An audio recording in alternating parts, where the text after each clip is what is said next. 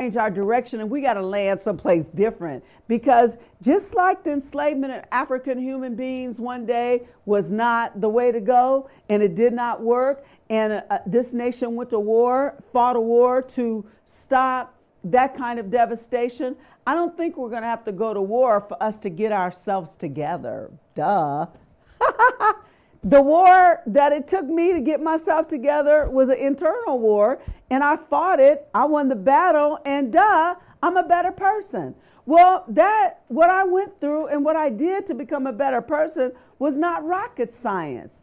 It was simply look in the mirror and acknowledge who I was looking at and make a conscious decision to fall in love with who I look at, and to not disrespect myself, not allow myself to be disrespected, and not teach my children ignorance and disrespect. So that was the commitment I made. And as a result, I'm looking at grandchildren now who have love, who have respect, who have concern, and who have care for themselves and their fellow man. So I'm like one person, right? I'm like not, I ain't walking on water. I don't have no goopy dust in my pocket that I can sprinkle on people and make them do anything. I just am a human being who loves life, who loves God, who loves myself, who loves mankind. And I'm willing to not lie, and I'm willing to tell the truth, and I'm willing to love even when I think I don't know how. That's all I possess. But I bear witness that that is all it takes to change the world. My parents came here from Beaumont, Texas in 1949. They were part of one of the biggest migration of human beings in the world history. And their movement from the South to the West Coast, in their case, and some went to the East Coast, Midwest, that movement from African American people in the South to the Midwest and the East and the West changed the world. Changed the world. The world we look at today is only looking like what it looks at because African American people moved and changed the world. So if my parents could just pack a suitcase and leave from Beaumont, Texas and go to San Francisco and change the world, it's not rocket science. And so all the lies and the misinformation that have convinced a lot of people that the mess is too big, no.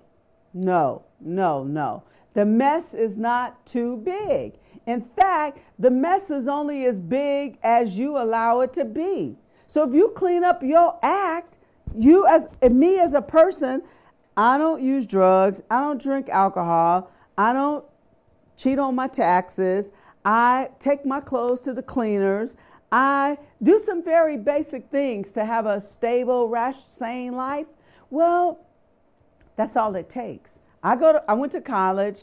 I went to college as a reentry student later in life. I had 4 children and I went to college. And college was my job for 8 years.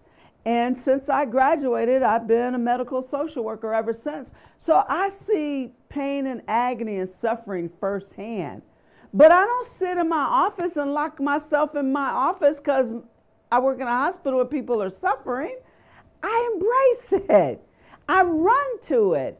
And I bring a whole well-rounded adult with me when I go. And I bring love and compassion and care in my heart when I go. And I affect change. So I only have 3 minutes.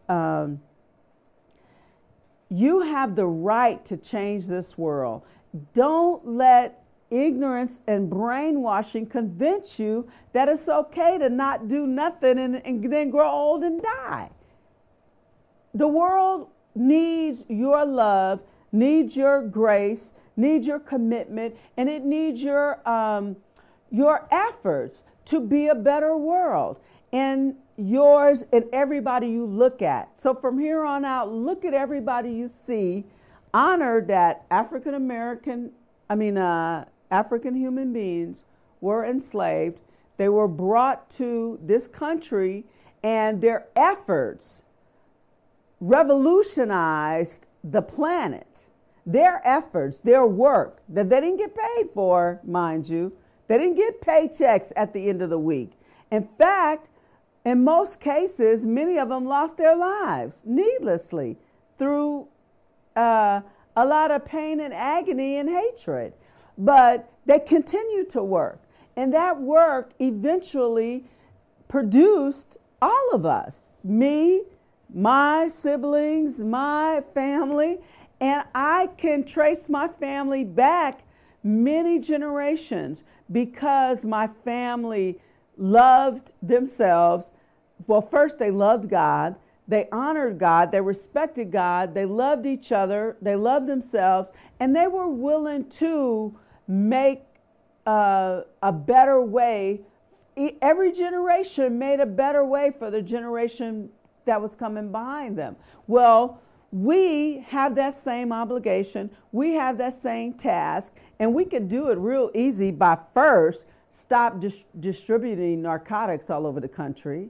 First, America, Canada, and Europe are the biggest, have the biggest appetite for illegal drugs. Well, if we change what we're taking in our systems, we would stop building, we could stop building jails, we could send people to work, and we could love each other like God intended for us to do. So I've ran out of time. Have a wonderful week. Love yourself and everybody you look at, and change the world, the entire world, not just your house. Change the world. Have a great week, and we'll see you next time.